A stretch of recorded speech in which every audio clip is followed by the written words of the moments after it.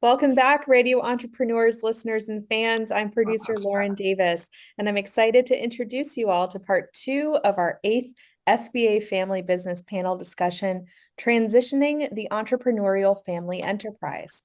In this second part of the Spring 2023 FBA panel discussion, we'll be covering topics including when family joins and leaves the business, parent as manager and mentor, and many more topics. If you have not yet seen part 1 of this panel discussion, we recommend you head over to radioentrepreneurs.com or on any of our many channels to get to the first segment where we discussed adapting to the transition. All of these discussions are intended to be highly relevant to family businesses, but also for entrepreneurs of all types. So be sure to follow Radio Entrepreneurs on LinkedIn, YouTube, Facebook, Spotify, or any of our many other platforms we're streaming on. Next, I will introduce our 4 panelists, and our moderator for this discussion. For their full introductions, please refer back to episode 1 and the links in the descriptions. We're joined today by Stephen Wilchins and Rich Hirschen. Welcome back. Thanks. And our guests, Kristen Burke and Reed Dickinson. Welcome back to our guests.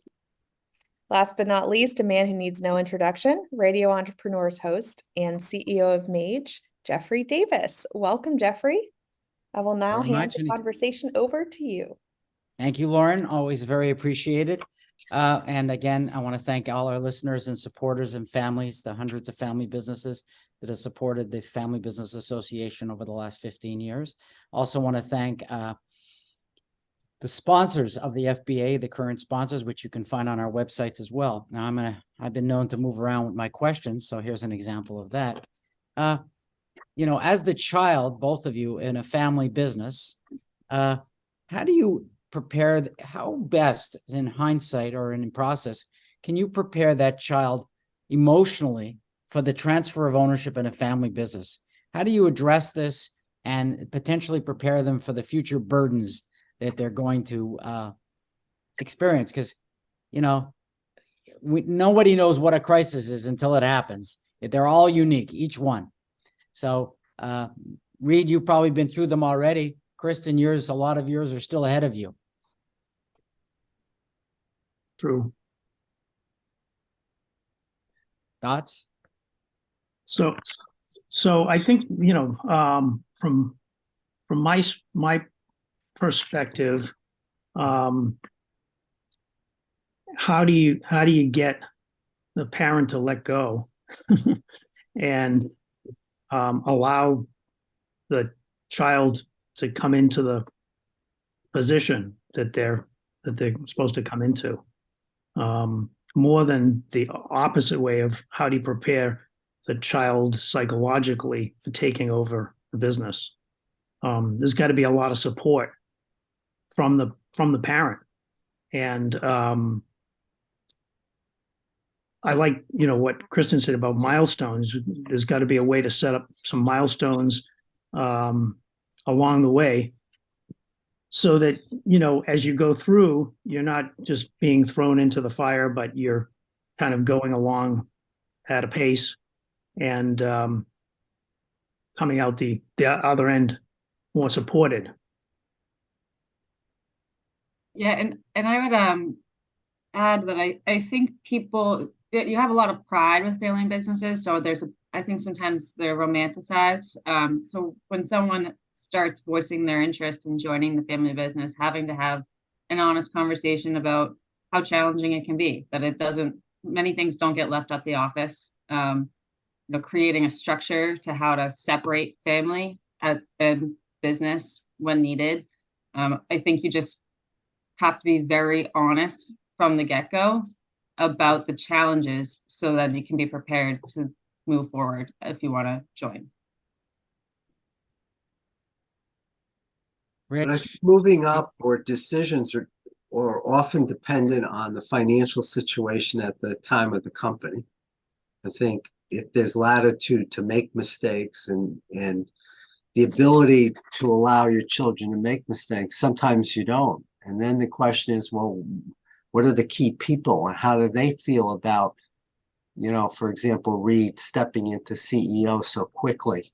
at 28 when, you know, I've been your dad's right-hand person for 10 years. I think those are issues and challenges that need to be thought through and worked out before there's a plan. I think the part two of that question, right? You're asked, how do you prepare the child emotionally? It's how do you prepare the parent emotionally for stepping aside and letting their child run the business? I think that's maybe even more challenging, right? They've been doing things their way or her way, you know, for a long period of time, and now all of a sudden, you know, there's someone else that's running things, so that can be difficult. So I think the parent needs to be ready for that. And I think I see that more in female transitioned businesses where they're being transitioned to a female than a male, because a lot of times, let's say if there's a father, they can be even more protective of their daughters than they are to their sons. Mm-hmm. Maybe Kristen, you've experienced that as well. Yeah, I think where I am in that transition, it doesn't affect me the same way. I love working with my dad. We're so close. We challenge each other, and we have a dynamic that works well for us to be able to push each other without it being personal. So I don't personally feel that, but yeah, I mean, I'm the youngest of his 4 girls. I'm sure when the transition period gets closer, it will be an interesting one to explore and go through, but I'm not there yet. And I'm just going to add another point, a couple of points again before the next question. I think when I'm been brought in as a consultant and I'm interviewing family members in a transition, before I even look at intelligence, which comes through, I look at a person's ability to handle adversity, because I know that leadership is really about being able to handle adversity. So I'm trying to figure that out and see if the person can handle adversity, because the person that doesn't can't be a leader, even if they're smart enough. And then the other one is, once we're into the process, and I'm a big fan of this, and those who know me know this, I like to put a lot of challenges out there for the transitioning person, because it's part of the developmental process, not just in terms of regular work milestones, but I want to put them into these little mini challenges so I can see if they can work their way through them, because that's again part of learning to develop that. So my next question, or our next question, because these questions are formulated by the panel, the expert panel who sponsor the FBA, and I really look at the whole vision of the business, because I want to know, how do you handle the changing vision and mission as the goals of the next generation are identified and need to be looked at in terms of new ambitions of the leadership in the business? Because that too is a sensitive area, especially with family and entrenched leadership that is already in the business that you've inherited. I hope I explained the question correctly. Yeah. Could you rephrase the question maybe in a? You know, I assume, let's say, like with you, Reed and Kristen, that as you got into the business, you needed to change the mission and vision somewhat as the business conditions changed. And I wanted to know how you did that and what people need to learn about how to do that so that it happens productively. Well, Because you were in a marketing firm, and I'm sure the way your father ran it was not at all the same goals of the firm you had. Right. for me personally, my dad has one brother and a cousin that are also owners. So it's getting everyone on board with what we see the future to be prior to reevaluating the mission and vision. We're currently going through that right now, and it's just trying to be aligned, and you know, it's been a good challenge for me to have to be more diligent about voicing my opinion and where I see the company is going. So it's a bit different, Reed. I'm not sure if it's just your father, if that was just a conversation between the two of you. I don't know if it was a more challenging conversation or an easier one, given it was only a party of 2 and not a party of 4 that we had in that conversation. I was just curious. I would presume, Reed, you had a huge impact with your dad in the sense of between each other. And Kirsten, I don't get the sense at this point. I mean, you're just feeling your way and you're really starting to deal with it with your dad and your uncle and whomever. I think there are different dynamics here. You have a longer climb, I presume, at this point. No? Yeah, so for in our business, it was more of a, at the time, kind of a dictatorial style, I guess. The rules would come from dad and kind of filter down. So when I became the president of the company, I made sure, because I was kind of learning on the job. I was pretty green. I mean, even after spending a few years there. So I had to kind of learn on my own about how to be a leader. And so what I did, first thing I did is got rid of some of the people that really weren't working out and started bringing some people in who were stronger. And I think by doing that and getting some strong people around me, starting to listen to them, starting to listen to competitors and customers about what they wanted and what they saw the future of the business was, kind of developing a plan that way. So listening to a lot of people, reading a lot, just doing it that way to change the culture. Mm-hmm. Mm-hmm. Mm-hmm. And I think the culture is set by the tone at the top, right? And the leaders. So, I think it's just how you view the company and how you want to operate will naturally set the tone, I think. Right. Well, I'm going to change our direction a little bit. I'm going to get more into Rich and Stephen's domain. Not that I don't cover it, but I don't pretend to be an accountant or an attorney. Thank goodness for that. For the transitioning generation, one of the things I always hear from people is fairness. What's fair, what's not fair. And I don't know, Reed, if you had siblings. Kristen, you have both siblings and you have family in the business. And I'm wondering about how you look at the estate and the whole total thing in terms of transitioning and making it fair in terms of fairness for everyone, because not everyone always goes into the business. And this tends to be, I would think, a powder keg for most families. Mm-hmm. So I'll take the first stab, I guess. On the company side, I don't believe that equal needs to be equal. Fair is what the effort is by the person that's receiving the stock and what's the results. So I think that needs to be monitored, but clearly the person that's making the effort, spending the time, getting in early, working hard and creating value certainly should receive a greater share.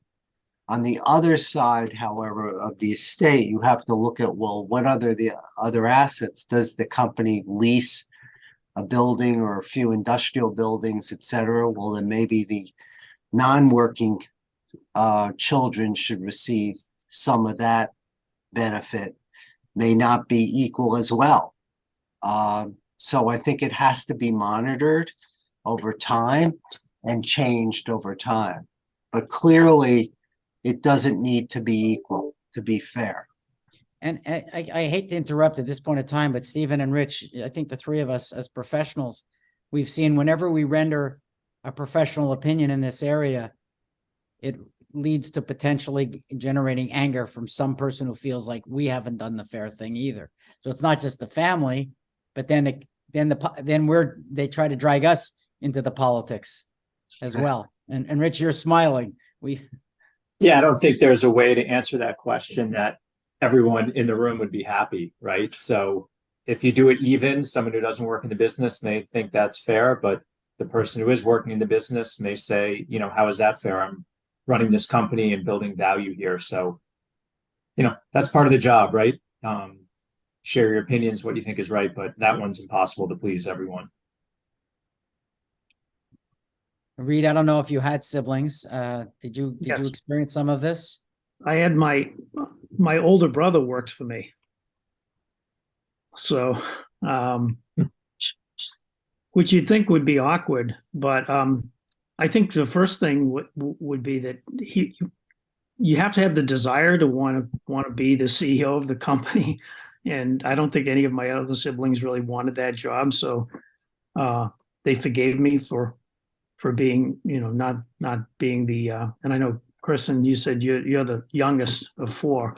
And I don't know if you're being groomed to be the CEO, but there can be jealousies there. So Steve mentioned stock. So we came up with a phantom stock program for a lot of the key employees, including some of the family members. But the family members were paid for what they did, not for who they are. Just because you're born into a family that has a family business doesn't mean that, first of all, you should work at the family business if it isn't right for you, and that you should get paid. My feeling. And if you work in a family business and you're the CEO versus an account coordinator, the CEO should be paid commensurate for that. Right. And Kristen, you have it even more complicated. You have siblings not in the business, and you have relatives who are on different stages of their life development who you're coming in on they've never experienced you as, let's say, the leader. Yeah. So I'm really lucky. None of my sisters had any interest in the business, and it's been the only thing I've ever wanted to do. It's been a very clear goal of mine since as young as I can remember. So from that perspective, there's no issues, which, at one point in time, my dad had all of his brothers in the business.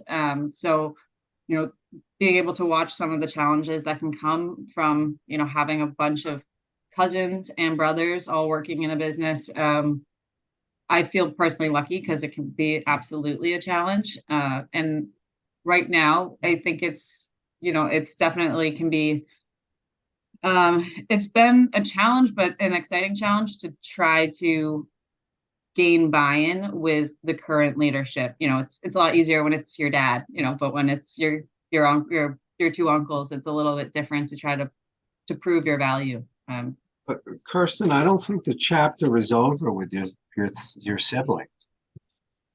I think you're going to have many more chapters that you'll see as time goes on.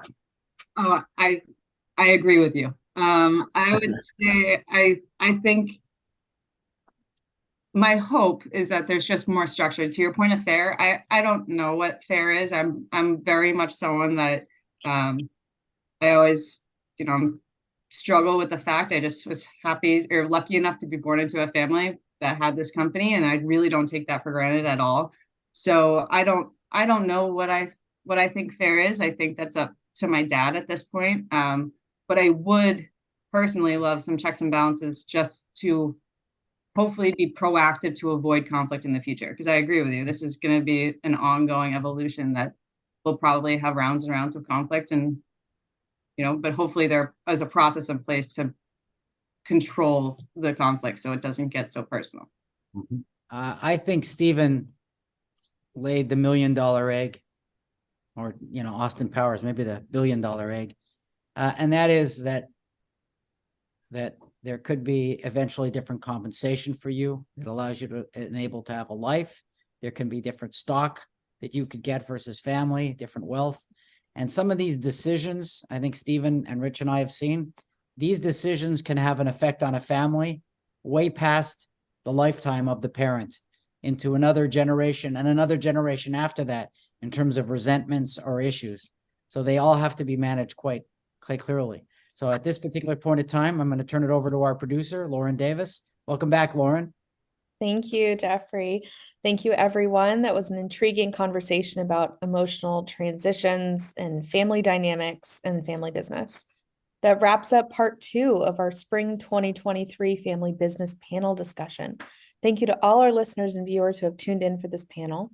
Links will be provided in the video's description below to part 1 if you didn't already hear it. And part 3 of the discussion will be next. To hear more on these topics, and if you're a fan of our videos, please be sure to like, comment, share, subscribe, and press the bell button. It helps us and the algorithm tremendously. Radio Entrepreneurs is also active on LinkedIn, so be sure to go follow our page there as well for more business advice and discussions.